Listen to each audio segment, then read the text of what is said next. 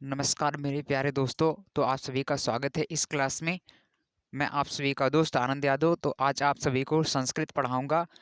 वैसे क्लास 10 का यानी यूपी बोर्ड का जो परीक्षा होता है उसमें लगभग 30% बच्चे संस्कृत की सब्जेक्ट लेते हैं। तो संस्कृत के सब्जेक्ट में उनको प्रॉब्लम्स भी आती हैं ढेर सारी।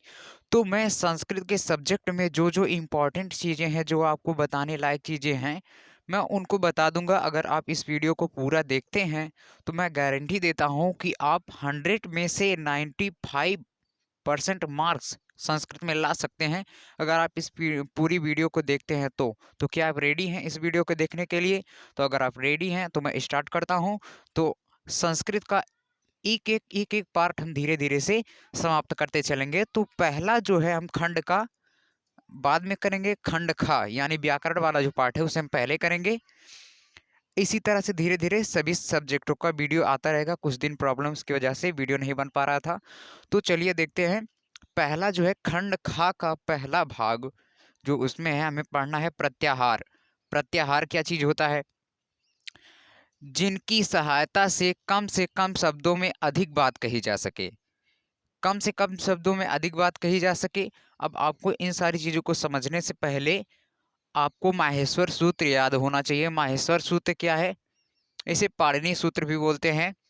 पाणिनि जी ने जब भगवान शिव की उपासना की थी, यानी महेश्वर जी जिन्हें महेश्वर भी बोलते हैं, यानी भगवान शिव की जब उपासना की तो उन्होंने 14 बार अपना डमरू बजाया था। तो 14 सूत्र निकले थे, जिसे हम लोग पाणिनि सूत्र या माहेश्वर सूत्र बोलते हैं। तो अगर आपको ये 14 याद हैं तब आप प्रत्याहार में से एक नंबर कंफर्म कर लेंगे, वरना अगर नहीं याद है तब तो फिर प्रॉब्लम हो सकती है। आपको पहला काम इन 14 को याद करना होगा। मैंने भी अपने समय में याद किया था, अभी भी याद है। अयुर रेली के गेयो छैवरट लड़ यमंगनम झबई गड़दस जब गड़दस खपा चटता चटतो कपाय सस्सर हल। तो ये सारी चीजें मैंने भी याद किया था, तो कभी दिक्कत नहीं हुई सामने पेपर में। तो आपको भी इन 14 को याद करना है। ये माहेश्वर सूत्र है, इंपॉर्टेंट है, बहुत ज्यादा इंपॉर्टेंट है संस्कृत के लिए। तो इससे हमें प्रत्याहार ज्ञात करने कैसे निकालना है?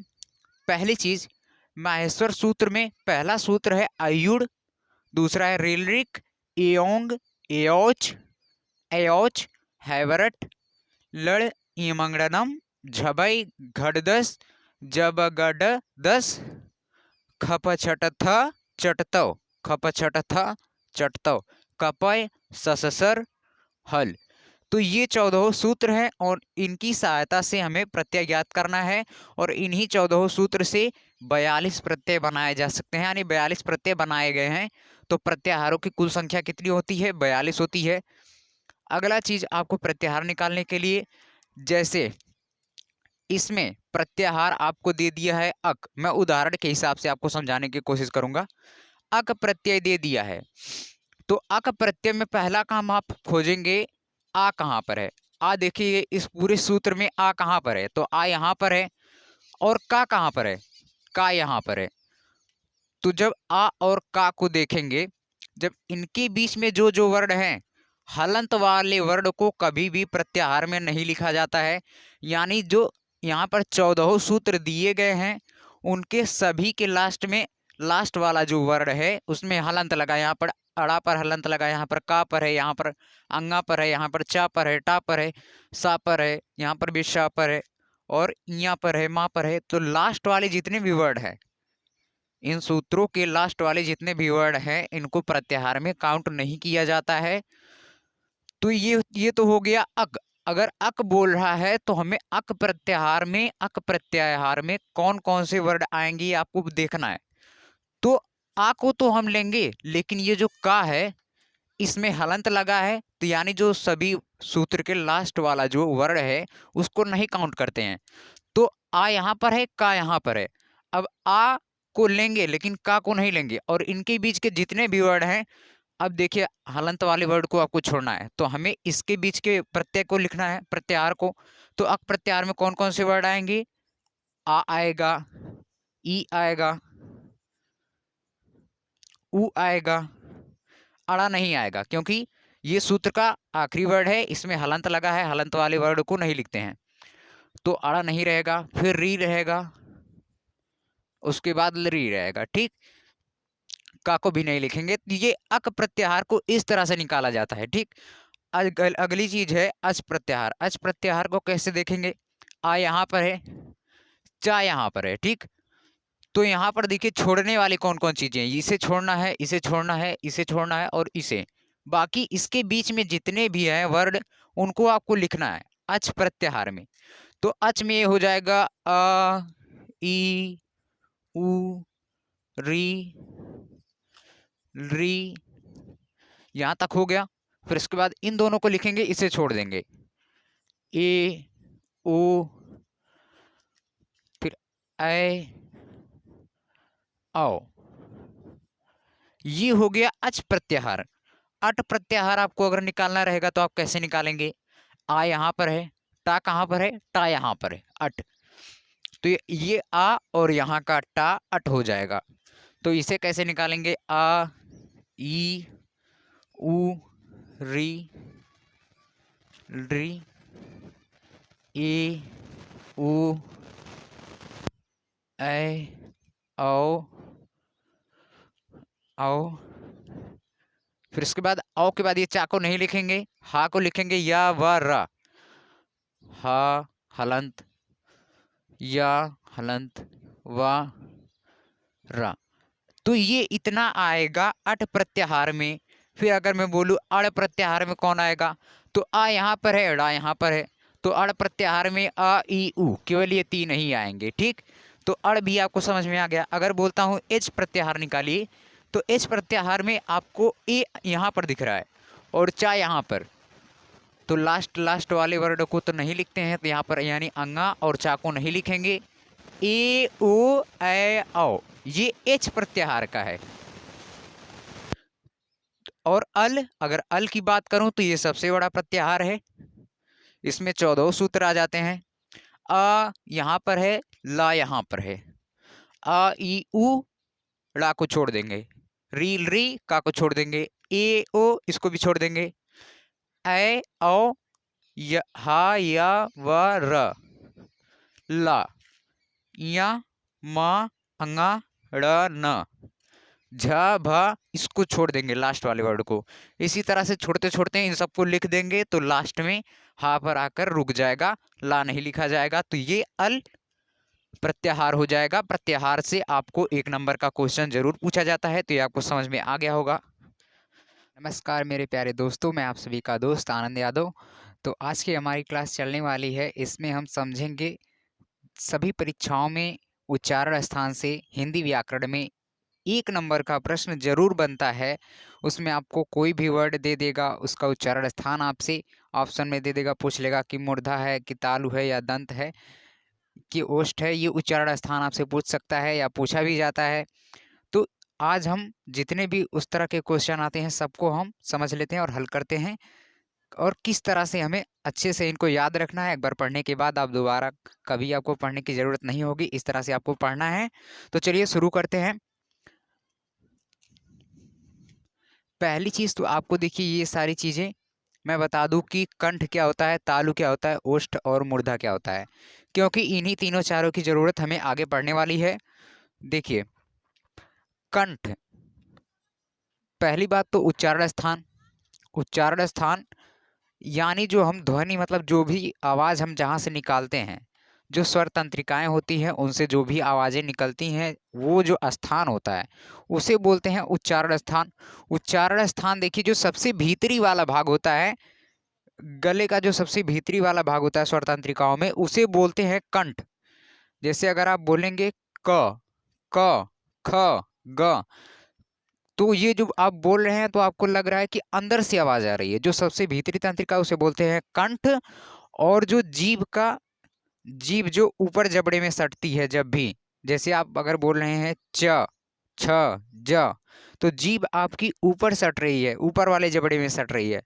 तो जीभ के ऊपर वाला जो हिस्सा है, जबड़ा जो आपका है जहां पर जीभ सटती है, उसे बोलते हैं तालु।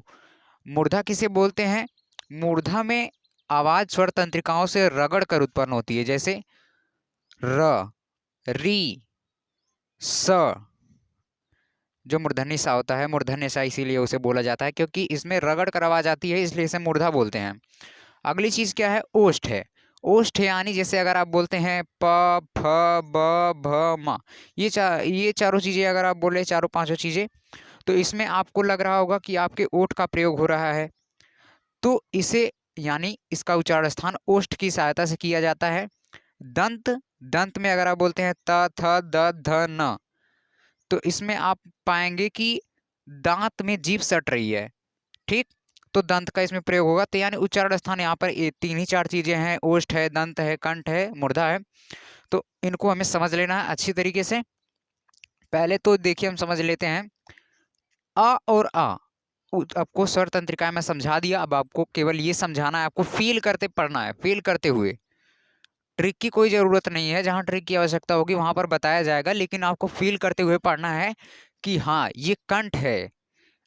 अ आ, अ आ, अगर आप इसे बोलेंगे तो आपको लगेगा कि स्वर तंत्रिकाओं की सबसे भीतरी भीतरी जो स्वर तंत्रिका है वहां से आवाज आ रही है, तो आप बोलेंगे कि अ आ, तो ये अ का उच्चारण कंठ है। अगर आप अच्छी तरह से समझेंगे तो आप ध्यान देंगे कि यहाँ पर अ आ, इसका उच्चारण स्थान सबसे भीतरी तंत्रिका से आ रहा था, यानी इसका उच्चारण स्थान क्या हो जाएगा? कंठ हो जाएगा। अगर आप बोलेंगे ई ई ई ई, तो जीभ जो है वो ऊपर सट रही है, तो इसे बोलेंगे तालु, इसका उच्चारण स्थान तालु हो गया।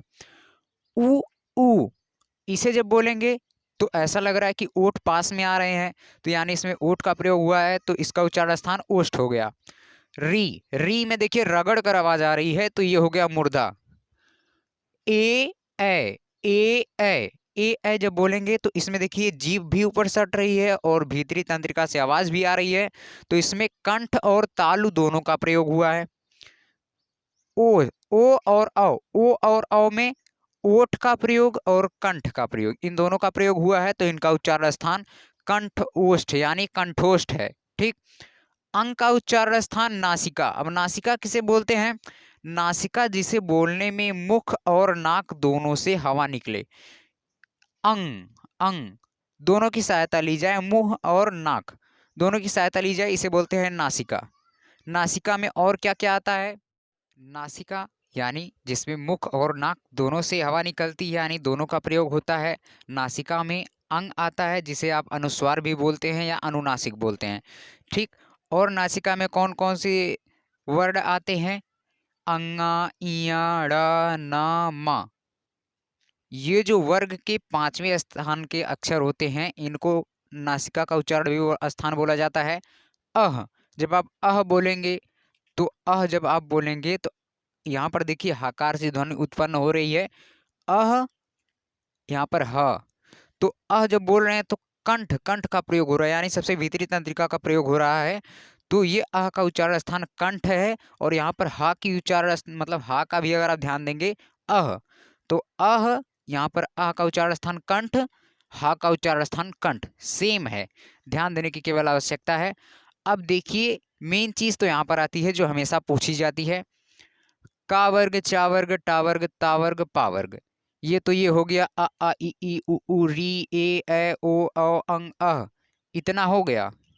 अब इसके बाद का वर्ग, चा वर्ग, टा वर्ग, ता वर्ग, पा वर्ग। का वर्ग, चा वर्ग, टा वर्ग, ता वर्ग, पा वर्ग, ये सारी चीजें क्या है? का वर्ग का मतलब है का वर्ग के सभी अक्षर। का वर्ग मतलब का, ख, ग, घ, अंगा। चा वर्ग चा, छा, जा, झा, इया। टा वर्ग टा, ठा, डा, ढ, अड़ा। ता वर्ग ता, था, दा, धा, ना। पा वर्ग पा, फा, बा, भा, मा। अब देखिए कई बार जब लोग कई दिनों तक वर्णमाला नहीं पढ़ते हैं तो यहाँ पर कंफ्यूजन उनको होता है। का, ख, ग, घ, अंगा, चा, छा, जा, झा, इया। टा, ठा, डा, ढा, अड़ा नहीं बोलते हैं, ता, था, दा, धा, ना, उसके बाद टा, ठा, डा, ढा, अड़ा बोलते हैं, यानी क्रम भंग हो जाता है इसमें। तो क्रम भंग ना हो उसके लिए यहाँ पर एक ट्रिक है, कचोटता प्यार। कचोटता प्यार आसानी से याद हो जाएगा, कचोटता प्यार। क से का वर्ग, चा से चा वर्ग, टा से टा वर्ग, ता से ता वर्ग, पा से पा वर्ग। इस तरह से आपको क्रम भंग नहीं होगा, आपको ये याद हो जाएगा। अब इसके बाद इसका उच्चारण स्थान क्या होता है, इसे भी याद करने की एक ट्रिक है, कंता मुर्दो। कंता मुर्दो, कंता मुर्दो 4-5 बार बोलेंगे तो याद हो जाएगा। कन ता, मुर्दो। अब एक तरफ कचोटता प्यार, एक तरफ कंता मुर्दो, ये दो ट्रिक आपको याद रखना है। तो ये वाला वर्ग का क्रम याद हो जाएगा और ये उसका उच्चारण स्थान। का वर्ग यानी काखा गागा अंगा का उच्चारण स्थान कन यानी कंठ है। चा वर्ग चा छा जा झा इया तालु है। टा वर्ग में टाठा डा ढड़ा यानी मूर्धा। ता वर्ग में दंत। पा वर्ग में ओष्ठ। अब आपको फील करते हुए पढ़ना है कि क्या ये ट्रिक सही बता रही है। का वर्ग में अगर आप का वर्ग में बोलेंगे क ख ग घ अंगा, तो यहाँ पर अंगा को आप इसमें कंठ में भी बोल सकते हैं और नासिका में भी बोल सकते हैं।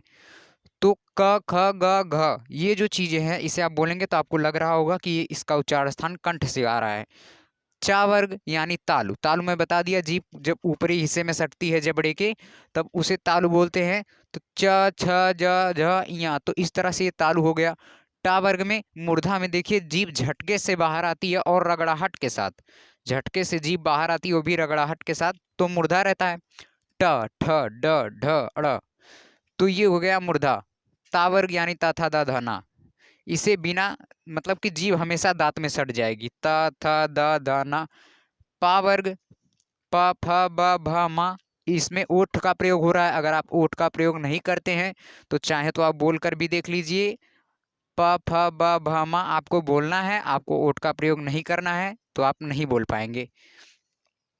या का उच्चारण स्थान, इतना चीज तो बहुत ज्यादा जरूरी है और इसमें सबसे ज्यादा इंपॉर्टेंट ये है वा वाला। वा का उच्चारण स्थान दांत और ओष्ठ इन दोनों का प्रयोग होता है, इसलिए दंतोष्ठ इसे बोलते हैं, संयुक्त उच्चारण स्थान वाला है। या जो है इसका उच्चारण स्थान ध्यान देंगे तो तालु से है।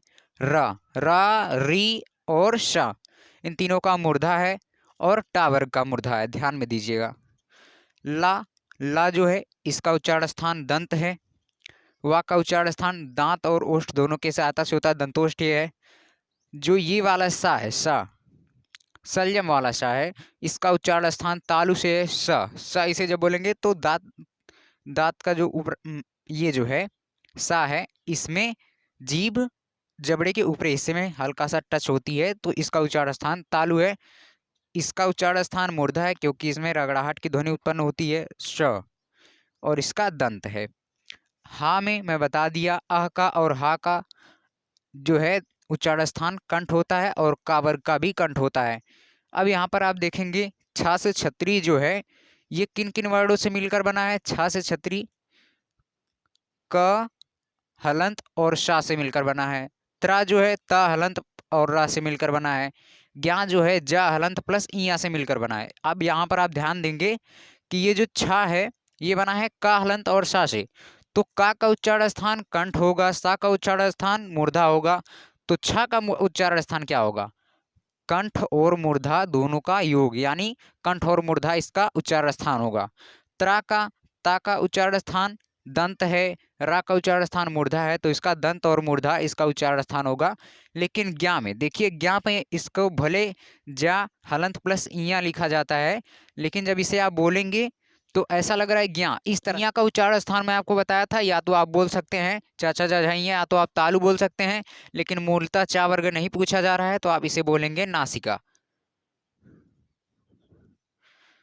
और गा का यानी गा का उच्चारण इसमें आ रहा है ज्ञा, तो गा का उच्चारण स्थान आ रहा है का कंठ, तो कंठ और नासिका ये हो जाएगा ज्ञा का उच्चारण स्थान।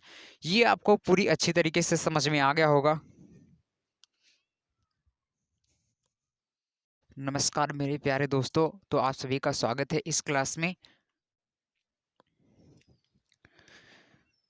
मेरे प्यारे दोस्तों, संधि पढ़ाने से पहले मैं आप लोगों को कुछ बताना चाहूँगा। दरअसल आप लोगों ने जो अभी पढ़ा उच्चारण स्थान या प्रत्याहार, इसके पहले जो आप लोगों ने पढ़ा उसमें और भी कुछ सारी चीज़ें थी जिन्हें आपको पढ़ना बहुत ही ज़्यादा ज़रूरी था।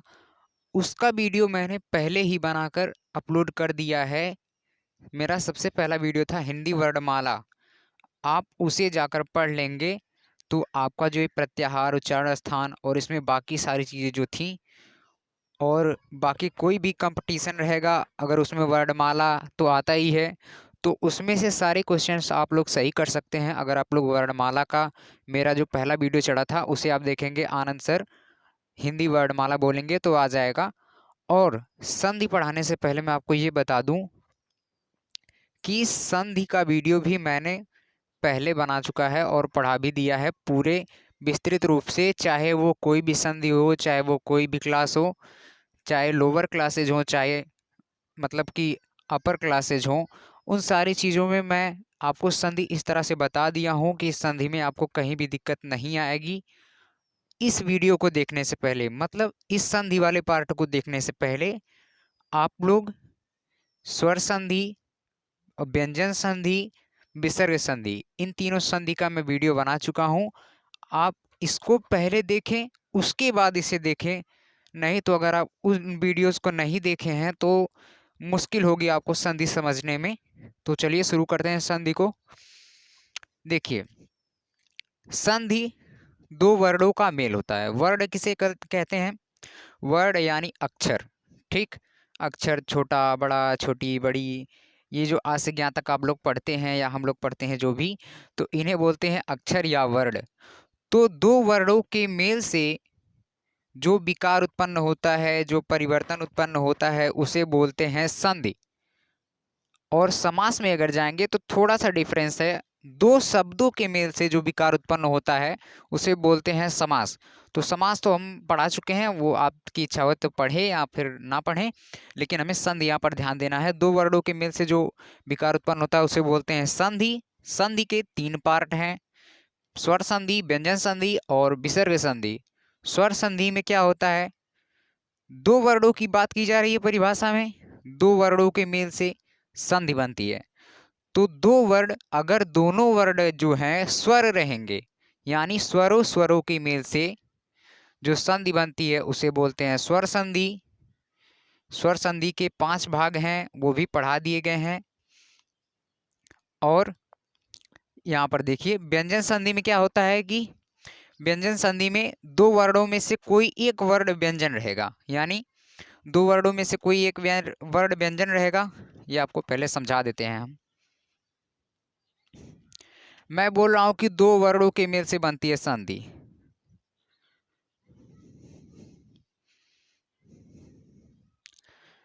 मेल से बनती है संधि। दो वर्णों में या तो एक वर्ण स्वर होगा या तो एक वर्ण स्वर होगा। अगर दोनों स्वर है तो इसके योग से जो संधि बनेगी वो बनेगी स्वर संधि। दो वर्ण है, दो वर्ण कौन? पहले शब्द का आखिरी वाला वर्ण और दूसरे शब्द का पहला वर्ण। ध्यान दीजिए, पहले शब्द का आखिरी वर्ण, पहले शब्द का आखिरी वर्ग, यहाँ पर वर्ण देखेंगे तो ये अंग है यानी अनुस्वार। दूसरे शब्द का पहला वर्ण, इन दोनों को योग किया जाता है। तो अगर इन दोनों में से एक स्वर हुआ एक व्यंजन हुआ तो ये व्यंजन संधि हो जाएगी। अगर ये दोनों एक स्वर हो या व्यंजन हो, दूसरा विसर्ग हो, दोनों वर्ण स्वर रहेंगे तो स्वर संधि। दोनों वर्णों में से कोई एक वर्ण व्यंजन रहेगा तो व्यंजन संधि। उन दोनों वर्णों में से कोई एक विसर्ग रहेगा तो विसर्ग संधि। आपसे गुजारिश है कि आप इस संधि वीडियो को देखने से पहले मेरे बनाए गए स्वर संधि, व्यंजन संधि और विसर्ग संधि के वीडियोस को देख लेंगे तो आपको अच्छे से संधि समझ में आ जाएगी। ये तो बेसिक बातें थी जो आपको करना था। और वर्णमाला वाला अगर आपको अच्छे से सीखना है तो उसका भी वीडियो मैंने बता दिया है, आप चाहेंगे तो देख सकते हैं। तो हमें देखिए यहाँ पर पढ़नी है क्लास 10 वालों के लिए अनुस्वार संधि। अनुस्वार संधि पढ़ना है, परसवर्ण संधि पढ़ना है और विसर्ग संधि में 2-3 और है, ससजुसो और हसिचा। तो व्यंजन संधि में अनुस्वार संधि किसे कहते हैं? अनुस्वार संधि देखिए सारी चीजें आसानी से समझा दी गई हैं, आप इसको पूरा देखेंगे तो जरूर समझ में आएगा। अगर माँ, ये जो माँ है किसी भी वर्ण का अंतिम अक्षर होगा, और व्यंजन की बात जो की जा रही है किसी वर्ण का प्रथम अक्षर होगा, ठीक। दो वर्णों की जो बात की जाती है, पहले शब्द का आखिरी वर्ण, दूसरे शब्द का पहला वर्ण, इन दोनों का योग होता है तब संधि बनती है, ठीक। तो यहाँ पर बताया जा रहा है कि माँ के बाद अगर कोई व्यंजन है माँ के बाद अगर कोई व्यंजन है तो ये जो अनुस्वार, देखिए अनुस्वार की बात की जा रही है, तो अनुस्वार में बदल जाता है। कौन? माँ बदल जाता है अनुस्वार में। ये जो माँ है, अगर इसके बाद कोई व्यंजन आता है तो जब व्यंजन से माँ जुड़ता है तो माँ किस में बदल जाता है? अनुस्वार में बदल जाता है। तो इसी को बोलते हैं अनुस्वार संधि। छोटी सी बात है, माँ के बाद कोई भी व्यंजन आएगा तो माँ, अनुस्वार यानी अंग, जिसे आप लोग बोलते हैं अंग की मात्रा, ये जो है ये अंग की मात्रा है, ये अनुस्वार इसे बोलते हैं। माँ के बाद कोई भी व्यंजन आएगा तो अनुस्वार में बदल जाएगा। जैसे यहाँ पर था हरिम वंदे, हरिम वंदे था यहाँ पर, तो देखिए हरिम था, तो यहाँ पर माँ के बाद वा आया है, माँ के बाद कोई व्यंजन आया है तो माँ बदल जाएगा अंग की मात्रा में, तो हो गया हरिम वंदे, हरिम वंदे, हरिम वंदे। ठीक। रामम वंदे, तो यहाँ पर माँ है, यहाँ पर वा है, तो माँ किस में बदल जाएगा? अनुस्वार में बदल जाएगा, तो ये हो जाएगा रामम वंदे। छोटी सी चीज थी अनुस्वार संधि, ज्यादा कठिन तो नहीं था। माँ के बाद अगर कोई भी व्यंजन आता है तो माँ किस में बदल जाएगा? माँ के बदल जाएगा अनुस्वार में, यानी अंग की मात्रा। अगली चीज है परसवर्ण संधि। क्या होती है परसवर्ण संधि? अनुस्वार, अनुस्वार के बाद का वर्ग से पा वर्ग, का वर्ग से पा वर्ग, का वर्ग बोल रहा हूँ, का खा गा अंगा चा चा जा इया टा ठा डा डा ता था दा धना प फ ब भ मा, तो ये 5 वर्ग होते हैं। तो का वर्ग से पा वर्ग तक, तो यानी सभी वर्गों की बात की जा रही है, का वर्ग, चा वर्ग, टा वर्ग, ता वर्ग, पा वर्ग, इन पांचों वर्गों की बात की जा रही है। इन पांचों वर्गों में होते हैं 25 अक्षर। इन 25 अक्षरों में से कोई भी अक्षर यहाँ पर आ सकता है अनुस्वार के बाद। अगर का से माँ तक, सीधे सीधे आप बोल सकते हैं का से माँ तक, का से लेकर के माँ तक के बीच का कोई भी अक्षर अगर अनुस्वार के बाद आता है, अनुस्वार के बाद अगर कोई भी अक्षर आता है तो वह किस में बदल जाता है? उसी वर्ग की पंचम वर्ण में बदल जाता है, उसी वर्ग के पंचम वर्ण में बदल जाता है। ये आपको तब समझ में आएगा जब आप उदाहरण देखेंगे। उदाहरण में क्या है? सान प्लस त, सांग प्लस ता, तो ये अनुस्वार है। अनुस्वार के बाद क्या आया है? का वर्ग से पा वर्ग के बीच में कोई भी आ जाए तो ता आया है। ठीक, ता आया है, तो बदलेगा किसमें? अनुस्वार। अनुस्वार किसमें बदलेगा? यहाँ पर माँ बदलता था अनुस्वार में, यहाँ पर अनुस्वार बदलेगा उसी वर्ग के पंचम वर्ण में, उसी वर्ग के, तो यहाँ पर है ता वर्ग। ठीक, ता यानी ता वर्ग, तो ता वर्ग का पंचम अक्षर क्या होता है? त थ द ध ना, यानी इसका पंचम अक्षर होता है ना। तो ये जो है अनुस्वार, ये ना में बदल जाएगा, तो साम प्लस ता शांत हो जाएगा।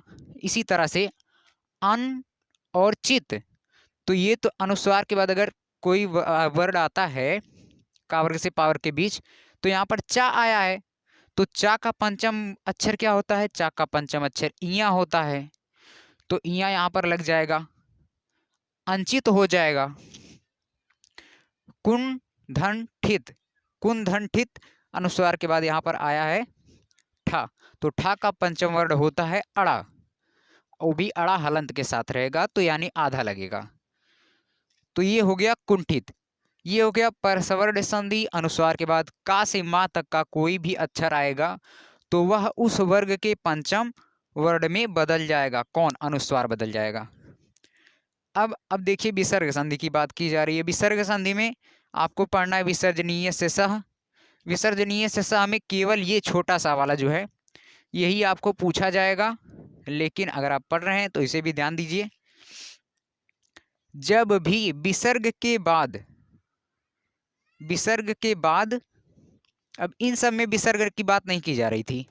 ठीक, विसर्ग ये तो व्यंजन संधि था, तो व्यंजन संधि में या तो दो वर्डों की बात की जाती है, एक वर्ड या तो स्वर रहे या तो व्यंजन, लेकिन इन दोनों वर्डों में से अगर कोई एक भी व्यंजन है, कोई एक भी व्यंजन है तो व्यंजन संधि रहती है। लेकिन इन्हीं दोनों वर्डों में से अगर कोई एक विसर्ग है, कोई एक विसर्ग का मतलब देखिए यहाँ पर एक विसर्ग है, दूसरा भले व्यंजन हो, इसे व्यंजन संधि नहीं बोलेंगे, ये विसर्ग संधि है।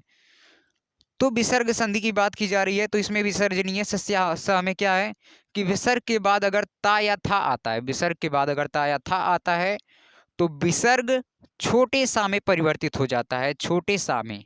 ये हलंत के साथ रहेगा, हलंत का मतलब होता है वो वर्ड आधा हो जाएगा यानी अधूरा हो जाएगा।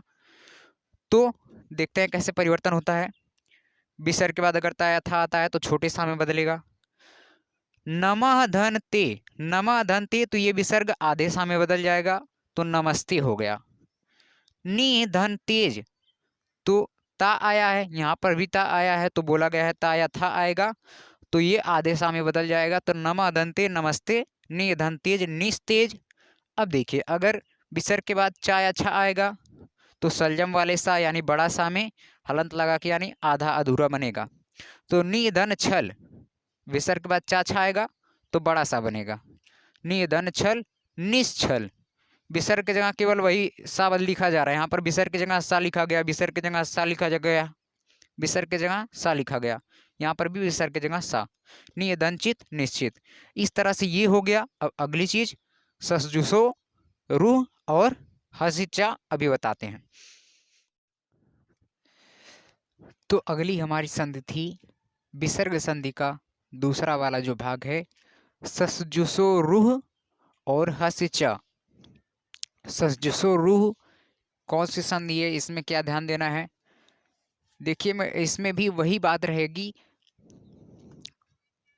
थोड़ा सा नियम रहेगा, उसके बाद उदाहरण रहेगा, फिर इसमें नियम रहेगा, उदाहरण रहेगा, और आसानी से समझ में आ जाएगा। ससजुसो रूह क्या है? ससजुसो रूह में विसर्ग परिवर्तित हो जाता है रा में, विसर्ग परिवर्तित हो जाता है रा में, यहाँ पर विसर्ग परिवर्तित हो जाता है रा में।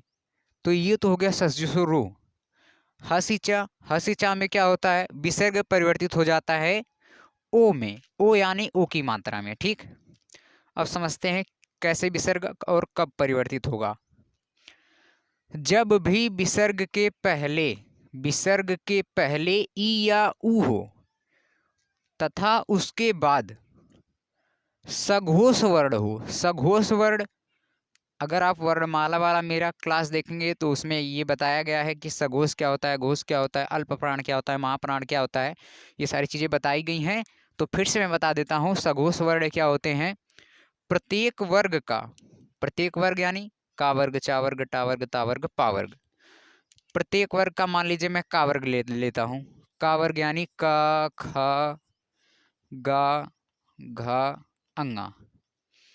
प्रत्येक वर्ग का तीसरा, चौथा, पांचवा, तो ये हो गया तीसरा, चौथा, पांचवा वर्ण सघोष होता है, तथा पहला और दूसरा वर्ण प्रत्येक वर्ग का अघोष होता है, तथा प्रत्येक वर्ग का तीसरा, चौथा, पांचवा वर्ण सघोष होता है। तो हमें सघोष यहाँ पर ध्यान में देना है।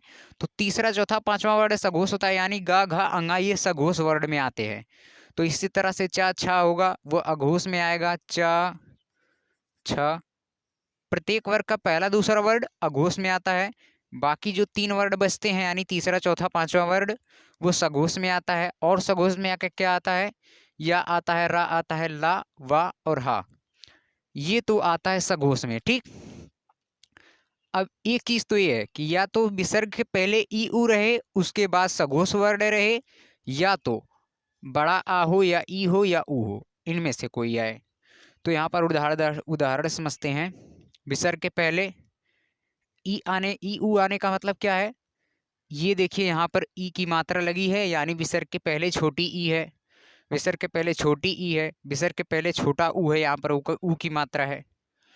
तो ये तो पहला नियम तो हो गया कि विसर्ग के पहले ये दोनों हैं। उसके बाद इनमें से देखिए उसके बाद कोई है? हाँ, बड़ा आ है। तो विसर्ग किस में परिवर्तित हो जाएगा? रा में परिवर्तित हो जाएगा। अब कहेंगे यहाँ पर रा में परिवर्तित हो गया, तो ये आ कहाँ गया? जब रा हलंत प्लस बड़ा आ जुड़ेगा तो ये रा इस तरह से हो जाएगा। ठीक, निधन धन निर्धन, दुधन बल दुर्बल, यानी विसर्ग के बाद धा कहेंगे, धा भी देखिए अघोष में आ जाएगा। ता, था अघोष में आता है, और धा जो है ये सघोष में आएगा, सघोष में। धा और बा ये सघोष में आता है। सघोष वर्ण क्या होते हैं ये मैंने बता दिया कि प्रत्येक वर्ग का तीसरा, चौथा, पांचवा वर्ण। ठीक, तो विसर्ग के बाद अगर सघोष आता है या बड़ा आ, छोटी ई, ऊ आता है, और विसर्ग के पहले छोटी या ऊ रहता है तो वो जो विसर्ग रहता है वो रा में परिवर्तित हो जाता है, इसे बोलते हैं सजसो रू। अगली संधि है हसीचा। हसीचा क्या होता है? हसीचा में विसर्ग के पहले छोटा आ, यानी छोटा आ का मतलब मान लीजिए आपको धा दिया है तो धा इस तरह से इसको लिखा जाता है, धा हलंत प्लस आ, तो यानी इसके लास्ट में आ है, इस तरह से आपको ध्यान में रखना है। तो विसर्ग के पहले छोटा आ हो, उसके बाद सघोष वर्ण हो। सघोष वर्ण क्या होता है? प्रत्येक वर्ग का तीसरा चौथा पांचवा वर्ण, और यार अलावा हा, ये सघोष वर्ण में आते हैं।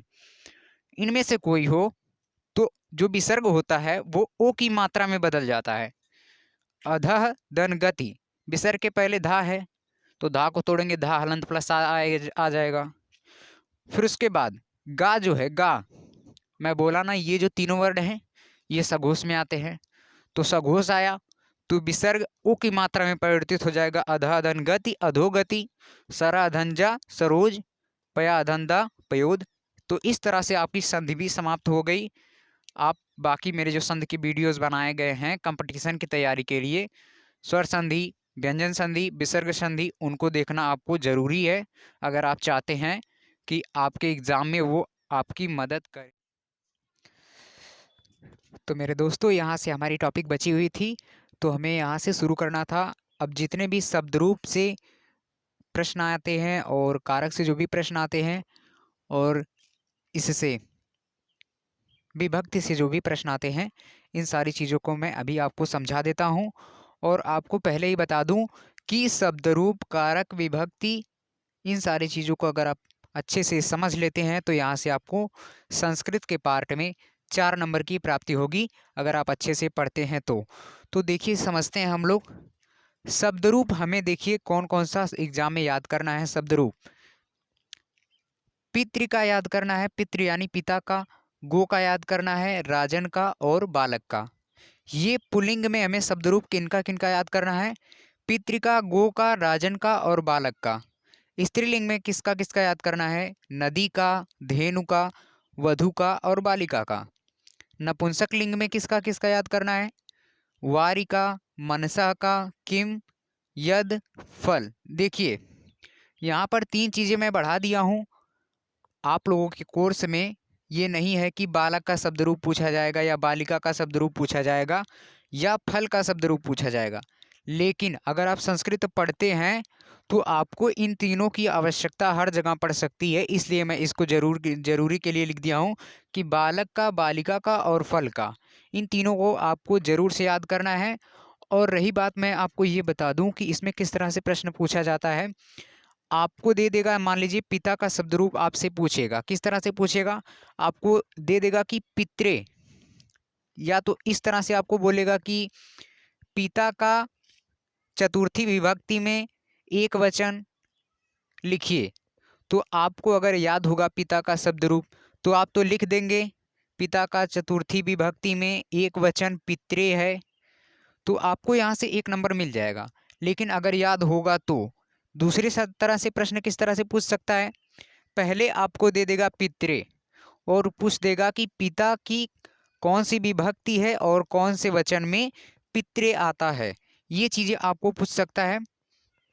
तो अगली चीज़ हमें देखिए समझना है, मूलतः हमें देखिए अब इन सबको याद करने में आपको लंबा समय लग सकता है। अगर देखिए अगर आप याद कर पाते हैं तो अच्छी बात है, नहीं याद कर पाते हैं तो उसके लिए भी मैं बताता हूँ। आपको मेन पहली चीज़ तो इनको कंफर्म याद करना है, भले ही ये आपके कोर्स में नहीं है। बालक का, बालिका का और फल का, ये मैं अपनी तरफ से बता रहा हूँ कि ये आपके लिए ज़रूरी हो सकता है। जब आप ट्रांसलेट मतलब कि जब हिंदी से आप संस्कृत में कन्वर्ट करना सीखेंगे तब वहाँ पर इसकी आवश्यकता आपको पड़ सकती है। पितृका और राजन का, ये पुरुष लिंग में आपको पितृका और राजन का जरूर से याद कर लेना है, क्योंकि पितृका या राजन का इनमें से, इन दोनों में से जरूर पूछता है, गो का नहीं पूछता है। स्त्रीलिंग में आपको किसका किसका याद करना है? नदी का और धेनु का, नदी का और धेनु का, इन दोनों को याद करना है आपको। 2 इसमें से, 2 इसमें से और 1 इसमें से, वारी। इतना केवल आपको याद करना है शब्द रूप में से। बाकी मैं आपको बता देता हूँ कि शब्द रूप में आपको किस तरह से आएगा और किस तरह से आपको बताना है। तो देखिए शब्द रूप, ये मैं पिता का शब्द रूप लिख चुका हूँ और इस तरह से शब्द रूप होता है। पहले विभक्ति रहेगा, प्रथमा द्वितीय तृतीया चतुर्थी पंचमी षष्ठी सप्तमी, फिर उसके बाद संबोधन रहता है, एक वचन द्विवचन बहुवचन। तो एक वचन द्विवचन बहुवचन में इस तरह से आपको केवल यही दोनों चीज आपको घुमाकर पूछेगा कि कौन सी विभक्ति है और कौन से वचन में है। आपको पूछ देगा कि पितरी, पितरी पिता की किस विभक्ति का कौन सा वचन है, या तो आपको पूछ देगा कि पितृसु, पितृसु कौन सी विभक्ति का यानी सप्तमी विभक्ति कौन से वचन का है, तो बहुवचन का है। तो इस तरह से आपको याद करना है, पिता पितरो पितरा पितरम पितरो पितृन। तो यहाँ पर जो पितृन आपको दिखाई दे रहा है, यहाँ पर री की मात्रा बड़ी री जिसे बोलते हैं। एक तो आप लोग री इसे जानते होंगे, एक होता है इस तरह से। संस्कृत में इसका प्रयोग ज़्यादा मिलता है, तो ये जो दोनों मात्राएं हैं इसे ध्यान में आपको रखना है, इसमें लगी है और इसमें पितृणाम में। तो इम्पॉर्टेंट कौन कौन चीज़ें ज़्यादा हैं, जब भी आप इनके शब्द रूप को देखेंगे, पितृ के, राजन के, नदी के, धेनु के, वारी के, मनसा, तो तृतीया विभक्ति में आपको हमेशा दिखने को मिलेगा कि इसमें आ की मात्रा दी रहती है, पित्रा हो जाएगा। ठीक इस तरह से पित्रा हो जाएगा। और चतुर्थी विभक्ति के एक वचन में हमेशा हमेशा उस पर एक ही मात्रा लगी रहती है। तो जैसे यहाँ पर पितरा था तो यहाँ पर पितरे हो जाएगा। चतुर्थी में लगभग एक ही मात्रा, अगर कोई भी आपको शब्द रूप दे करके उसमें एक ही मात्रा लगाकर आपसे पूछता है तो आप इनमें से, इनकी बात मैं कर रहा हूँ, पितृ का, गो का, राजन का, नदी का, धेनु का, इनकी बात कर रहा हूँ। तो इसमें अगर एक ही मात्रा लगाकर आपसे पूछता है तो आप बोलेंगे कि चतुर्थी विभक्ति का एक वचन है। और इसमें जो सप्तमी विभक्ति है, सप्तमी विभक्ति में हमेशा जो एक वचन वाला पार्ट रहता है, इसमें छोटी ई की मात्रा रहती है, छोटी ई की मात्रा, पितरी हो गया। ठीक, राजन में हो जाएगा तो या तो राजन ही हो जाएगा या तो रागी हो जाएगा, इस तरह से होगा। और अगली चीज यहाँ पर पूछा जाता है पितृणाम, जो यहाँ पर है इसे भी बहुत ज्यादा पूछा जाता है कि पितृणाम में कौन कौन सा वचन है पिता का और कौन सी विभक्ति है। तो षष्ठी विभक्ति का बहुवचन है पितृणाम। अगर आपको शब्द रूप याद रहेगा तो यहाँ से जितने भी सवाल बनने वाले हैं केवल इसी तरह से होंगे कि कौन सा वचन है और किस विभक्ति का है। तो अगर आप इसे लाइन से याद कर लेंगे, बोलते बोलते याद हो जाता है, ज़्यादा कठिन नहीं है, अगर ध्यान देंगे तो बहुत ही ज़्यादा आसान है। मस्ती में याद कर लीजिएगा इसको। और उसके बाद एक दूसरे से पूछने की कोशिश कीजिएगा कि खुद से किसी और से पूछिएगा कि इसमें कौन सी विभक्ति है, कौन सा वचन है। तो धीरे धीरे ये आपको शब्द रूप अच्छी तरह से याद हो जाएगा। अब पितृसु में भी आपको बोल सकता है, पितृसु दे देगा और बोल देगा कि पितृसु में कौन सी विभक्ति है और कौन सा वचन है, तो बहुवचन है। कौन सी विभक्ति है, सप्तमी विभक्ति है। संबोधन पूछा नहीं जाता है। तो ये तो मैं बता दिया कि इस तरह से शब्द रूप आपको याद करना है, किस तरह से शब्द रूप से आपको प्रश्न पूछेगा और कौन कौन शब्द रूप महत्वपूर्ण है। बालक, बालिका और फल, इन तीनों को आपको जरूरी है याद करना।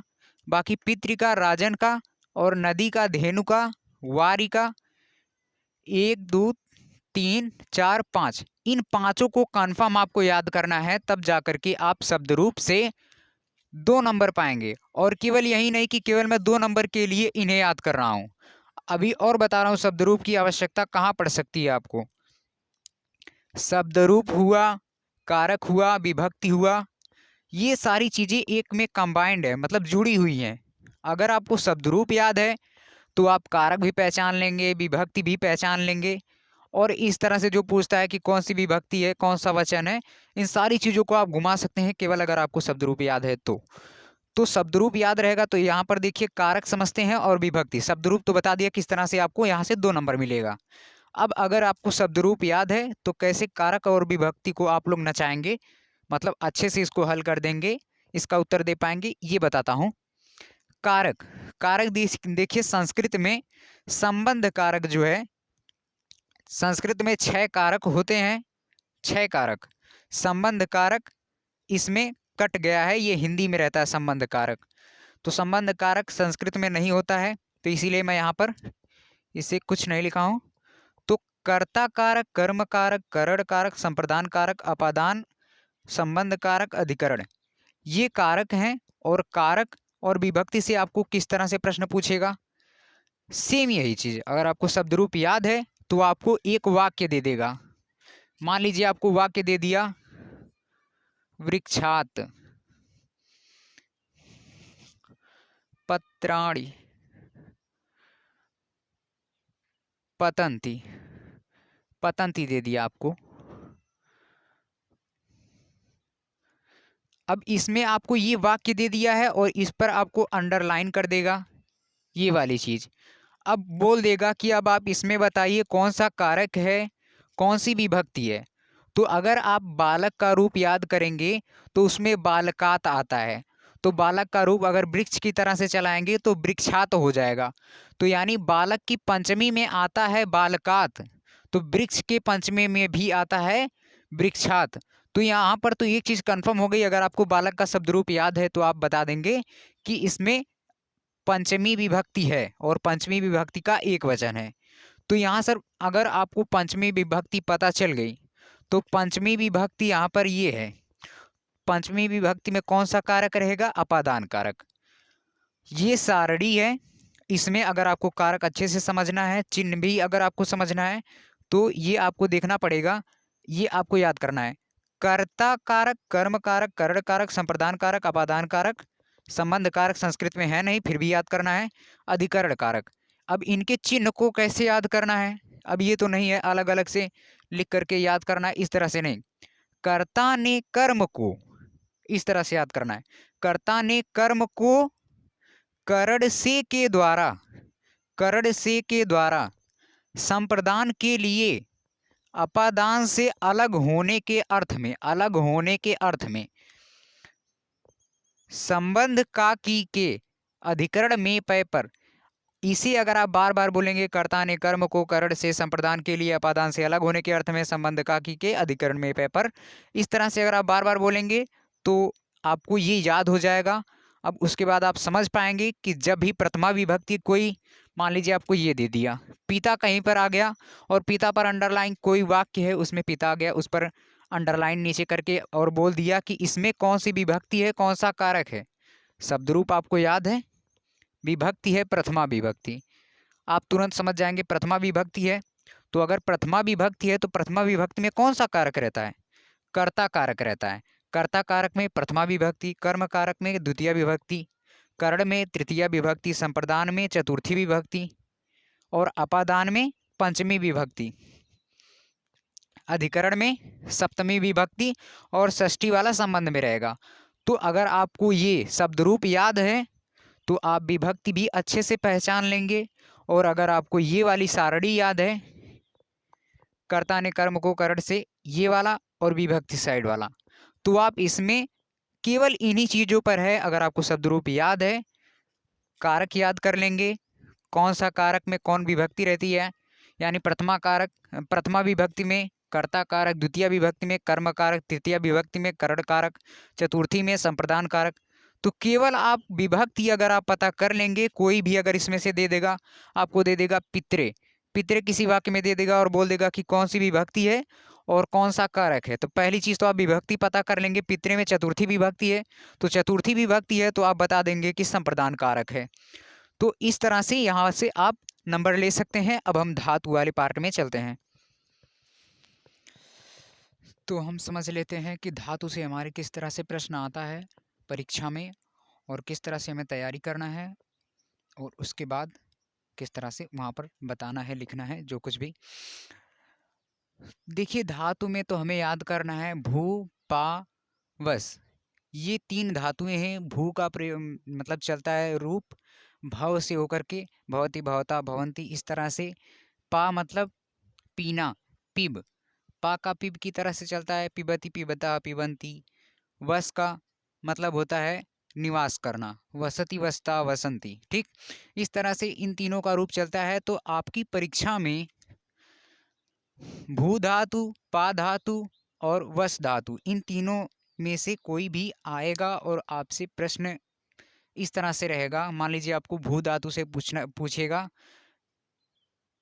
पहली चीज तो मैं इसमें पूछने वाला तो अभी बता देता हूँ, पहले आपको मैं समझा देता हूँ कि धातु मतलब देखिए होता है क्रिया, जिसे आप हिंदी में समझते हैं, हिंदी या इंग्लिश में बोलेंगे वर्ब, हिंदी में बोलते हैं क्रिया। तो धातु का मतलब तो होता है क्रिया, ठीक। अब धातु में आपको देखिए यहाँ पर दो तीन चीजें दिखाई दे रही होंगी, एक वचन, द्विवचन, बहुवचन। एक वचन, द्विवचन, बहुवचन का मतलब क्या होता है? एक वचन जिसमें एक वस्तु का बोध होता है, एक वस्तु का बोध होता है, उसे बोलते हैं एक वचन। और जिसमें दो वस्तु का बोध होता है उसे बोलते हैं द्विवचन। और जिसमें दो से अधिक वस्तुओं का बोध होता है उसे बोलते हैं बहुवचन। लेकिन अगर बोलेंगे हिंदी में वचन कितने प्रकार के होते हैं, तो हिंदी में वचन दो प्रकार के होते हैं। जिसमें एक वस्तु का बोध होता है उसे बोलते हैं एक वचन, और जिसमें एक वस्तु से अधिक का बोध होता है उसे बोलते हैं बहुवचन। तो हिंदी में केवल दो वचन होते हैं, एक वचन, बहुवचन। लेकिन संस्कृत में एक वचन होता है द्विवचन, द्विवचन भी इसमें रहता है। हिंदी में एक वचन, बहुवचन केवल होता है, संस्कृत में एक वचन, द्विवचन, बहुवचन होता है। तो ये तो आपको बता दिया, वचन तीन प्रकार के संस्कृत में होते हैं, जिसमें एक वस्तु का बोध हो एक वचन, जिसमें दो वस्तु का बोध हो द्विवचन, जिसमें उससे अधिक वस्तुओं का बोध हो यानी दो से अधिक वस्तुओं का बोध हो उसे बहुवचन बोलते हैं। और यहाँ पर लिखा है प्रथम पुरुष, मध्यम पुरुष, उत्तम पुरुष। तो इसमें पुरुष से क्या मतलब है? सब्जेक्ट आप लोग जानते होंगे, सब्जेक्ट यानी कर्ता। इंग्लिश में पढ़े होंगे he, she, it, name, I, we, you, they. तो इंग्लिश वाला ही अगर आप समझेंगे तो भी अच्छी बात है, अगर इंग्लिश वाला नहीं समझेंगे तो उससे भी अच्छी बात है। यहाँ पर मैं बता देता हूँ कि कौन से सब्जेक्ट जो है यानी कौन सा कर्ता प्रथम पुरुष में आता है, कौन सा मध्यम पुरुष में आता है और कौन सा उत्तम पुरुष में आता है। तो उत्तम पुरुष में आता है मैं और हम, मैं और हम, ये जो है ये उत्तम पुरुष में आता है। मध्यम पुरुष में तुम आता है। प्रथम पुरुष में नाम कोई भी रहेगा, वह रहेगा, वह चाहे लड़का रहे चाहे लड़की रहे, वे होगा, वे होगा, और यह। तो ये जो प्रथम पुरुष में नाम होगा वह, वे, यह। मध्यम पुरुष में कौन सब्जेक्ट आता है यानी कर्ता, तुम आता है। उत्तम पुरुष में मैं और हम आता है। तो ये तो हो गया पुरुष और हो गया वचन।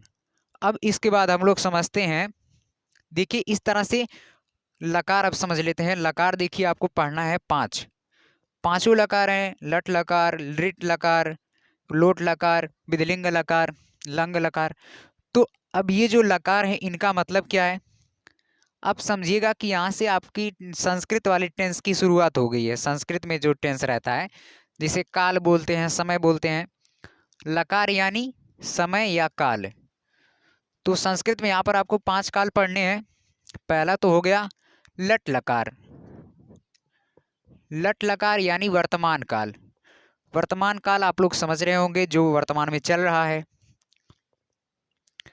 लिट लकार भविष्य में जो कार्य होने वाला है उसे बोलते हैं भविष्यत काल। भूतकाल जो कार्य बीत चुका है। लोट लकार में आज्ञार्थक, लोट लकार आज्ञार्थक, जैसे कोई भी बोलता है पानी ला कर दो, तो ये तो आज्ञार्थक में हो गया कि आज्ञा दे रहा है, ये करो वो करो। भूतकाल में वह खाना खाया था। भविष्यत काल में मैं आगे चल के आईएएस बनूंगा। वर्तमान काल में मैं अभी पढ़ाई कर रहा हूँ, तैयारी कर रहा हूँ। विधिलिंग लकार में, विधिलिंग लकार में तुम्हें अपने माता पिता की सेवा करनी चाहिए, तो यानी चाहिए के अर्थ में आएगा, तो विधिलिंग लकार का प्रयोग करेंगे। अगर कोई आज्ञार्थक की बात होगी तो लोट लकार का प्रयोग करेंगे। भूतकाल की बात होगी तो लंग लकार, भविष्यत काल की बात होगी तो लोट लिट लकार का, और वर्तमान काल की बात होगी तो लट लकार का। तो यहाँ पर जो मैं लिखा हूँ, यहाँ पर जो धातु का पहला रूप लिखा हूँ, ये लिखा गया है लट लकार में, लट लकार में लिखा गया है। तो इसी तरह से देखिए पठ का अगर आपको याद होगा, अगर निचली कक्षाओं में आपने पठ का याद किया होगा, पठति पठता, पठंती, पठसी पठता, पठत, तो उसी पठ के ही रूप पर भू का भी चलेगा, पा का भी चलेगा, वस का भी चलेगा, क्योंकि ये सारी परस्मैपदी धातु हैं, परस्मैपदी। तो अगर आपको पठ का याद है तो ये सारी चीजें आसानी से हो जाएंगी। मान लीजिए आपको पठ का याद था, ये लिट लकार याद, लट लकार याद था, पठति पठता, पठंती, पठसी पठता, पठत, पठामी, पठावा, पठामा। तो इसी पर इसको चलाएंगे, भवति भवता भवंती, भवसी भवथा भवत, भवामी भवाव भवामा। फिर पा यानी पिब का चलाएंगे, पिबती पिबता पिबंती, पिबसी पिबता पिबत, पिबामी पिबावा पिबामा। वस का चलाएंगे तो वसति वसता वसंती, वससी वसथा वसत, वसामी वसावह वसामा। तो मैं प्रश्न तो देखिए इसी तरह से आपको पांचों लकार दिए रहेंगे। अगर आप पांचों लकार में इसको याद कर लेते हैं, जैसे मान लीजिए पट का पांचों लकार बता दे रहा हूँ। पट का मान लीजिए आपको लट लकार है, लट लकार में पट का है धातु, उसे आपको बताना है। तो हो जाएगा पठति पठता पठंती, पठसी पठता पठत, पठामी पठावा पठामा। इसी तरह से हुआ। फिर उसके बाद अगला रहेगा लृट लकार। लृट लकार में स्यति स्यति जुड़ जाता है इसमें, पठिष्यति पठिष्यता पठिष्यन्ति, पठिष्यसि पठिष्यता पठिष्यत, पठिष्यामि पठिष्यावः पठिष्यामा।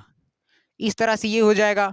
फिर उसके बाद आ जाएगा लंग लकार। लंग लकार में अपठत अपठताम अपठन अपठ अपठतम अपठत। तो इस तरह से ये सारी चीज़ें तो अगर आपको याद हो जाएगा, अगर आपको पट का याद होगा तो इन पर चला करके आप पांचों में याद करना होगा आपको। पांचों लकार में किसी एक का भी इनमें से याद कर लेंगे, तो उसके बाद सब रूप चलाएंगे तो याद हो जाएगा आपको सबका। मान लीजिए आपको भू का याद है, तो भू का पांचों लकारों में आपको याद करना पड़ेगा। मान लीजिए आपको यहाँ पर इस तरह से प्रश्न देगा। प्रश्न या तो आपको इस तरह से बोलेगा कि भव धातु यानी भू धातु, भू धातु, भू धातु का लट लकार में, लट लकार में मध्यम पुरुष एक वचन क्या है? मध्यम पुरुष एक वचन क्या है? तो अगर आपको याद होगा तो आप लिख देंगे कि भवसी है, तब तो एक नंबर मिल जाएगा। दूसरी चीज पूछने का क्या है, या तो आपको सीधे दे देगा भवसी, भवसी किस धातु का कौन सा वचन तथा कौन सा पुरुष है? तो भवसी जो है भू धातु का मध्यम पुरुष एक वचन का रूप है। तो इस तरह से आपको प्रश्न देगा और आपसे पूछेगा। अगर आपको पांचों लकारों में याद होगा तो आप यहाँ से एक नंबर प्राप्त कर पाएंगे। तो याद कर लीजिएगा, इनमें से कोई भी याद कर लेना और उसके बाद 2-3 बार सब पर चला करके प्रैक्टिस कर लेना, आसानी से हो जाएगा। एक नंबर आपको। मेरे प्यारे दोस्तों, तो हमारी अगली टॉपिक थी समास। समास में हम समझेंगे, देखिए समास का जो पार्ट है उसमें केवल आपको अव्ययी भाव समास और द्विगु समास और बहुब्रीहि समास, ये 3 समास आपको पढ़ने हैं। अव्ययी भाव समास, द्विगु समास और बहुब्रीहि समास। देखिए समास तो उस तरह से अगर आप व्याकरण के नियम के हिसाब से पढ़ेंगे तो कंपटीशन की तैयारी के लिए, तो उसमें तो 6 प्रकार के समास होते हैं। तत्पुरुष भी होता है, कर्मधारय भी होता है, अव्ययी भाव होता है, द्विगु होता है, द्वंद्व होता है और बहुब्रीहि होता है। तो इसे समझाने से पहले मैं आपको बता दूं कि अगर आप इससे पहले कहीं भी समास नहीं पढ़े हैं, इससे पहले कहीं भी अगर आप समास नहीं पढ़े हैं तो एक समास की वीडियो बनाया हूं, जिसे आप देख लेंगे तो ये आपके लिए और भी ज़्यादा आसान हो जाएगा समासों को पहचानना। और उसके बाद आपको लाइफ में, पूरी लाइफ में समास पढ़ने की आवश्यकता नहीं होगी अगर आप ठीक से समास पढ़ लेते हैं तो। लेकिन ये तो आपकी कोर्स की बात रही, तो मैं कोर्स के हिसाब से आपको समझा देता हूँ। समास में देखिए, समास पहली चीज़ तो ये बता दूँ समास क्या होता है। समास 2 शब्दों का मेल होता है। समास और संधि में थोड़ा सा डिफरेंट है। समास जो होता है 2 शब्दों का मेल होता है और संधि 2 वर्णों का मेल होती है।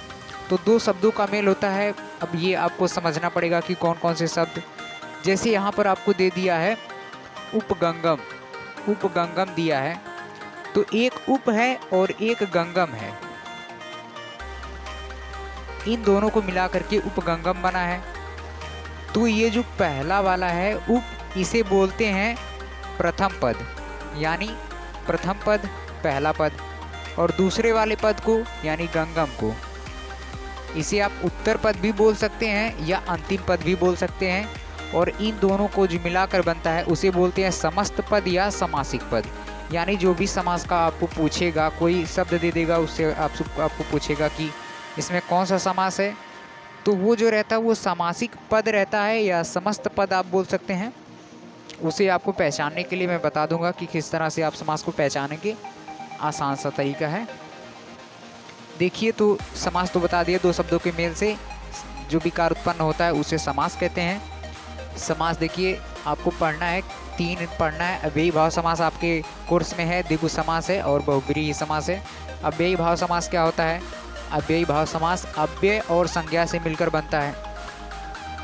अव्यय और संज्ञा से मिलकर बनता है अव्ययी भाव समास। तो आप कैसे पहचानेंगे कि इस समास में अव्ययी भाव समास है?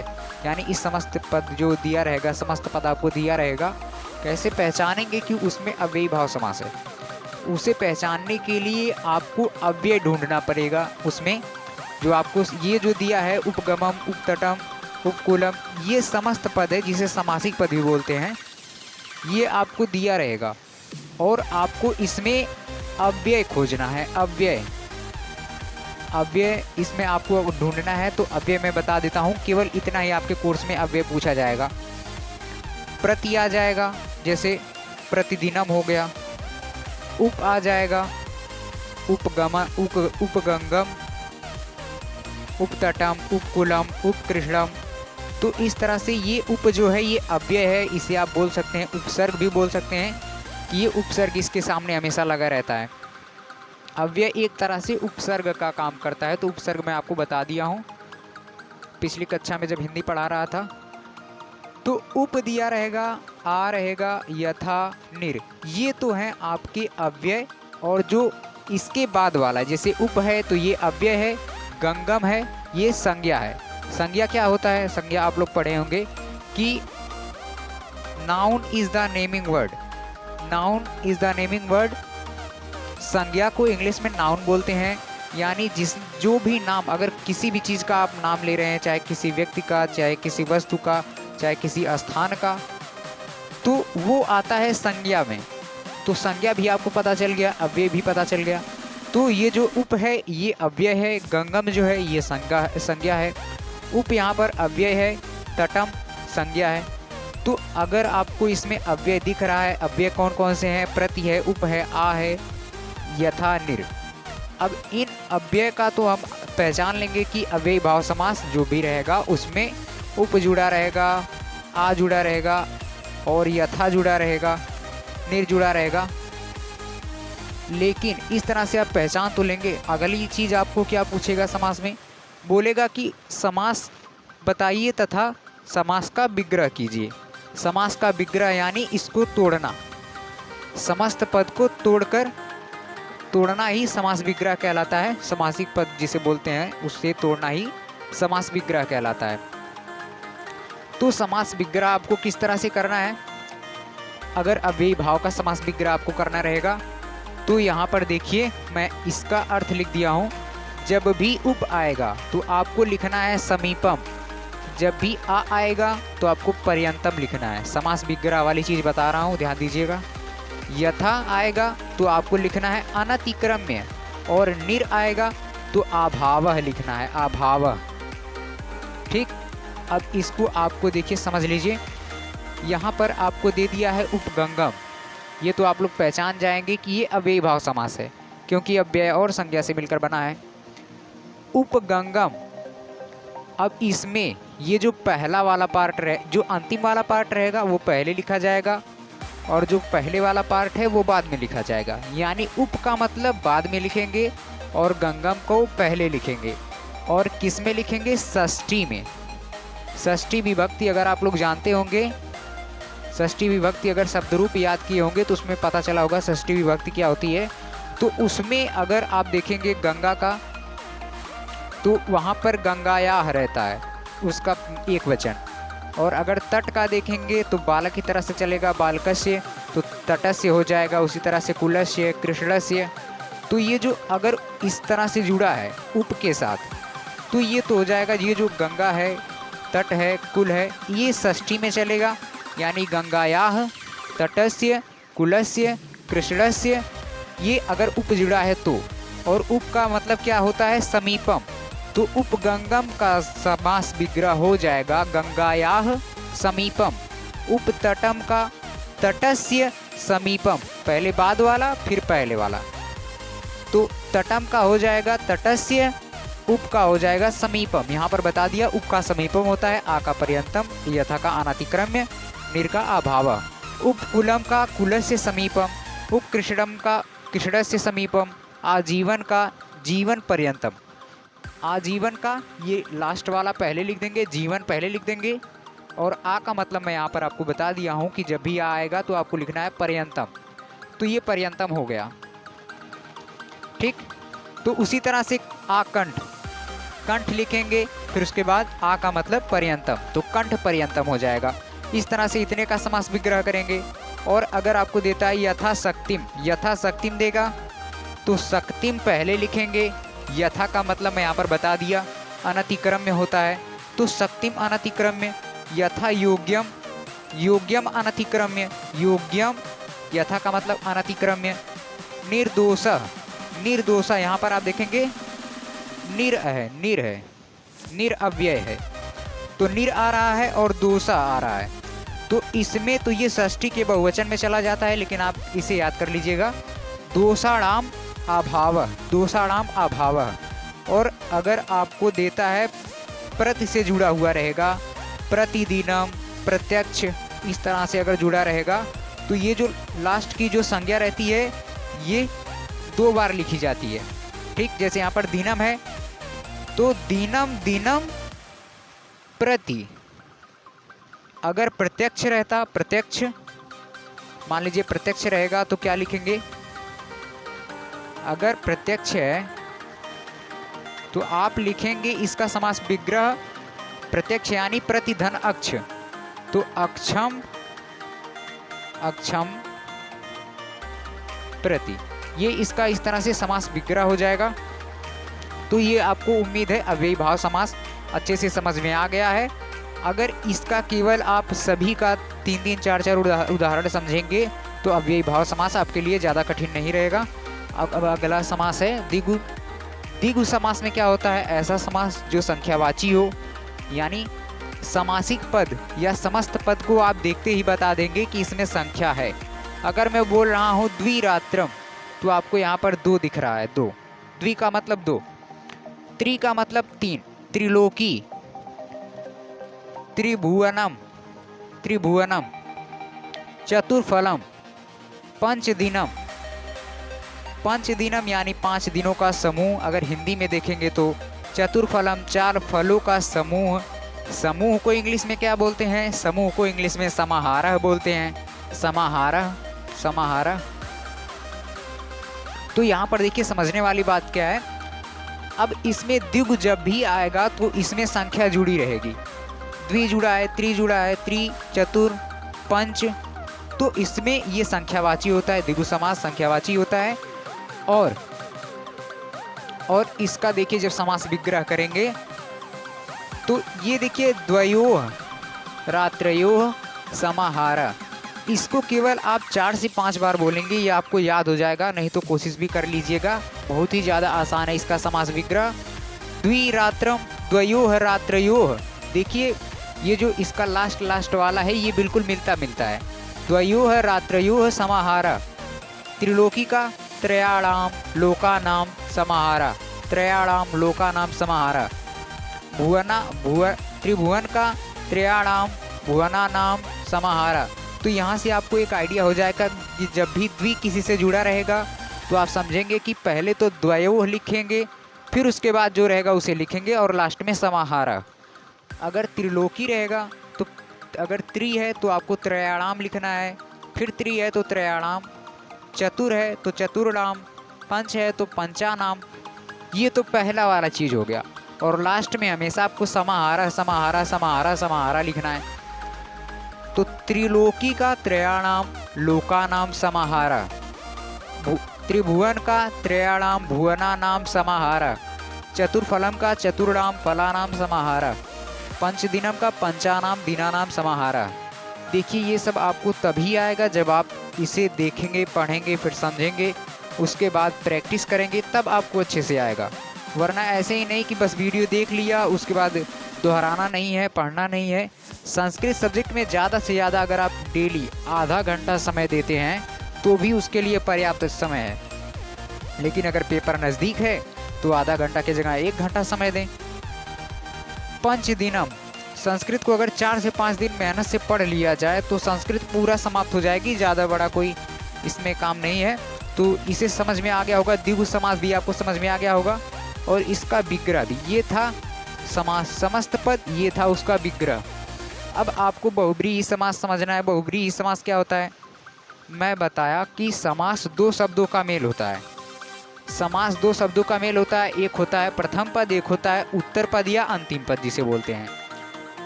तो अगर आप इसमें जाएंगे, जाने दीजिए, उस बहुब्रीहि में अगर आप देखते हैं तो ये जो प्रथम पद होता है और अंतिम पद होता है, इन दोनों का अर्थ नहीं निकल के इन दोनों को मिला करके किसी तीसरे का अर्थ देते हैं।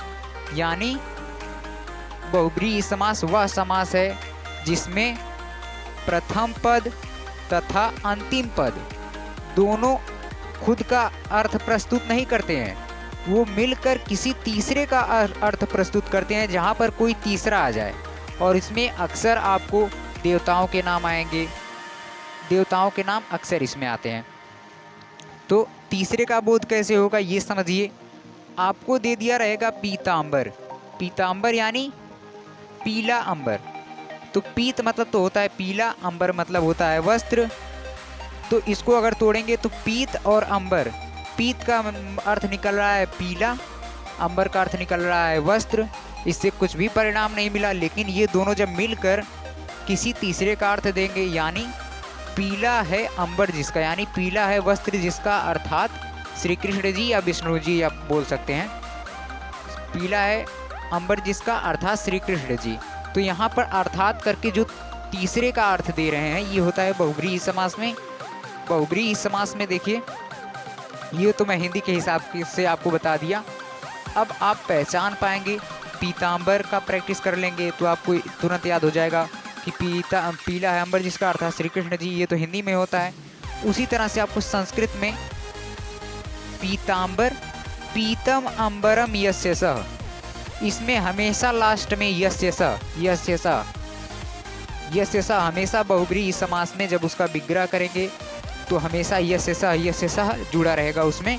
तो पीतांबर, पीतम अंबरम यस्य सः, नीलकंठ, नीलः कंठः यस्य सः, चक्रपाणि, चक्रम पाणौ यस्य सः। चक्रपाणि आपको नहीं दिखाई दे रहा होगा। चक्रपाणि,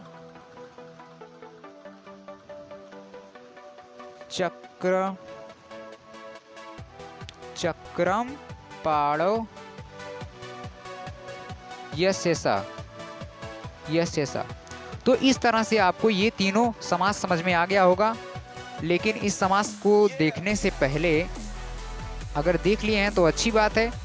आपको जो एक समास का वीडियो मैंने पहले बनाकर चढ़ा दिया है उसे देख लेते हैं तो हमेशा के लिए समास आपका तैयार हो जाएगा। चाहे हिंदी में आपको समास से प्रश्न पूछे, चाहे संस्कृत में पूछे, आप उसे देने में समर्थ होंगे। चाहे कोई कंपटीशन की परीक्षा में पूछे, आप उसे उस प्रश्न को उसका उत्तर देने में आप समर्थ होंगे अगर आप ये पढ़ते हैं तो इसमें हम लोग समझेंगे प्रत्यय के बारे में। प्रत्यय बहुत ही आसान सी टॉपिक है। इसमें किस तरह से आपको परीक्षा में प्रश्न पूछेगा और किस तरह से आपको उसमें बताना है, ये सारी चीज़ें हम अभी इसमें समझ लेते हैं प्रत्यय में। तो प्रत्यय जो टॉपिक है इसमें देखिए आपको दे देगा एक, जैसे आपको यहाँ पर एक उदाहरण मैं दे दिया हूँ गतः का, आपको इस तरह से दे देगा और पूछ लेगा कि इसमें धातु और प्रत्यय बताओ, कि इसमें कौन सी धातु का प्रयोग हुआ है और इसमें कौन सा प्रत्यय लगा हुआ है। तो इसके लिए तो मैं देखिए धातु के लिए तो आपको प्रैक्टिस करना पड़ेगा। अभी बता दूंगा कौन कौन सी धातु ज़्यादा महत्वपूर्ण है। और अगर आप इसमें मुश्किल से धातु, लगभग अगर आपको 20 से 25 धातु पता है कौन कौन सी धातु होती हैं, प्रैक्टिस कर लेते हैं। 30 से 35 अगर प्रत्यय इस तरह से आपको प्रैक्टिस कर लेंगे तो आपको बिल्कुल आसानी से 2 नंबर मिल जाएगा। तो यहाँ पर देखिए गम धातु है और इसमें कत, कत प्रत्यय है। और ये किस तरह से आपको पता चलेगा कि इसमें कौन सी धातु है, कौन सा प्रत्यय है? आपको उदाहरण आपको इस तरह से देगा और पूछ लेगा कि इसमें कौन सी धातु है, कौन सा प्रत्यय है, तो आपको ये जवाब, अगर आपको ये आता है तो आप जवाब आसानी से दे देंगे। तो मैं पहली चीज तो आपको बता दूंगा कि कौन कौन से प्रत्यय आपको पढ़ने हैं और कौन से प्रत्यय आपको पूछे जाएंगे जो इंपॉर्टेंट है। तो देखिए, कत प्रत्यय आपसे पूछा जाएगा, कत्वतु प्रत्यय आपसे पूछा जाएगा, कतेन प्रत्यय आपसे पूछा जाएगा, कत्वा प्रत्यय, ल्यप, तुमुन, अनियर और मतुप, ये आपसे इतने प्रत्यय पूछे जाएंगे। और इतने प्रत्ययों को पहचानने का तरीका क्या है, यानी केवल आपको एक ही शब्द देगा और उसमें आपसे बोल देगा कि इसमें कौन सी धातु है।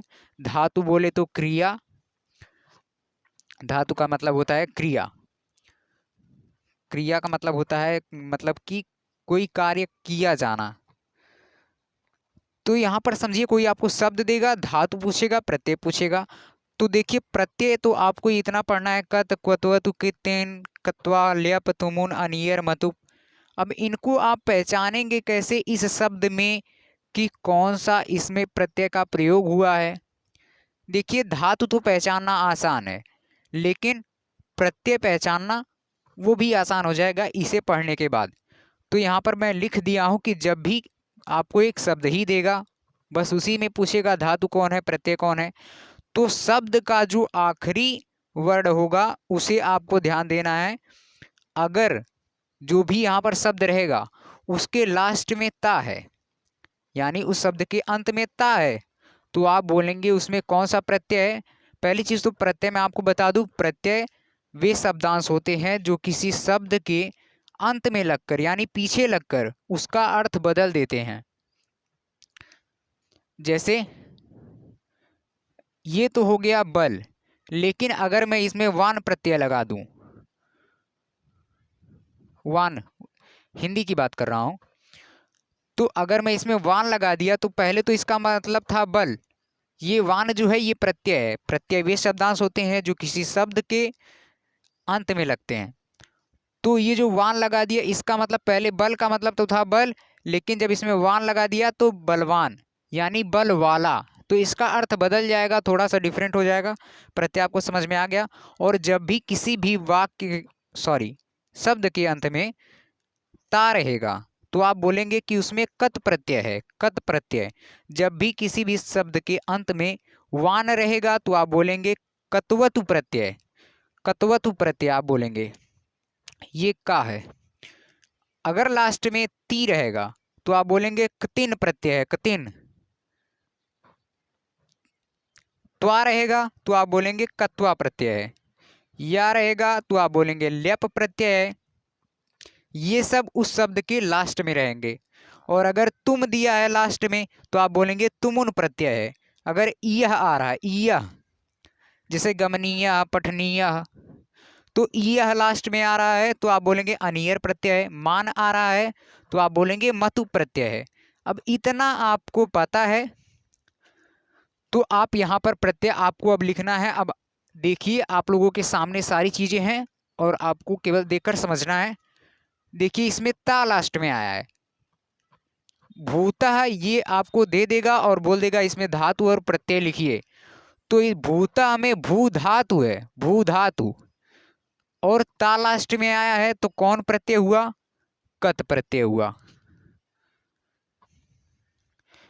कृतवान, कृतवान में क्री धातु है, क्री धातु है, और प्रत्यय कौन होगा, अगर वान दिया है लास्ट में तो कत्वतु प्रत्यय होगा।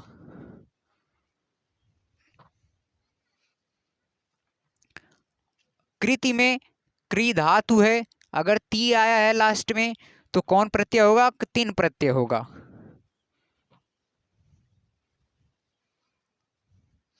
गत्वा में लास्ट में त्वा आया है, तो यहां पर मैं बता दिया, अगर लास्ट में त्वा आएगा तो कत्वा प्रत्यय रहेगा। गत्वा यानी जाकर, आगत्य यानी आकर, तो गत्वा यहां पर जो है इसमें जाना यानी गम धातु का प्रयोग हुआ है, और त्वा लास्ट में आया है तो त्वा यानी कत्वा प्रत्यय।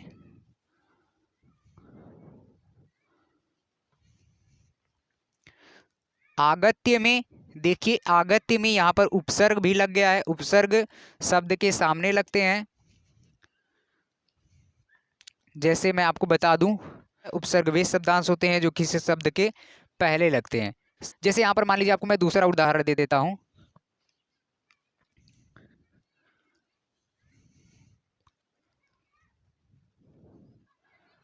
उपसर्ग में आपको बता दे रहे हैं हम,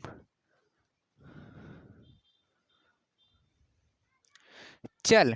मान लीजिए चल कोई शब्द है और उपसर्ग शब्द के आगे लगते हैं, तो ये हो जाएगा, अगर मैं इसके आगे लगा दूं आ, तो ये हो जाएगा अचल। तो अचल इसका विपरीत हो जाएगा। तो ये हो गया उपसर्ग, उपसर्ग शब्द के सामने लगते हैं। तो इसमें देखिए गद्य जो है, गद्य में कौन सा उपसर्ग लगा है? आ उपसर्ग लगा है। तो आ से आपको कोई लेना देना नहीं है, गम से आपको लेना देना है। और त्या, यहाँ पर देखिए या लास्ट में आया है, तो कौन सा प्रत्यय होगा? लेप प्रत्यय होगा। तो यहाँ पर लेप प्रत्यय हो जाएगा, लेप प्रत्यय। यहाँ पर पठितुम, अगर तुम लास्ट में आएगा तो तुमुन प्रत्यय, तुमुन प्रत्यय। और अगर इया आया है, इया, तो इया पठनीय, तो कौन सा प्रत्यय होगा? अनियर प्रत्यय। बुद्धिमान में यहाँ पर बताया हो कि मान रहेगा तो मतु प्रत्यय, तो बुद्धि तो हो जाएगा क्रिया, मान का हो जाएगा मतुप प्रत्यय। तो ये चीजें आपको समझ में आ गई। प्रत्यय, अब प्रत्यय में थोड़ा सा आपको मैं ये भी हिंट दे दिया हूं कि प्रत्यय वे शब्दांश होते हैं जो किसी शब्द के अंत में लगकर उसका अर्थ बदल देते हैं। उपसर्ग वे शब्दांश होते हैं जो किसी शब्द के पहले लगकर उसका अर्थ बदल देते हैं। ठीक, तो ये चीज आपको समझ में आ गई।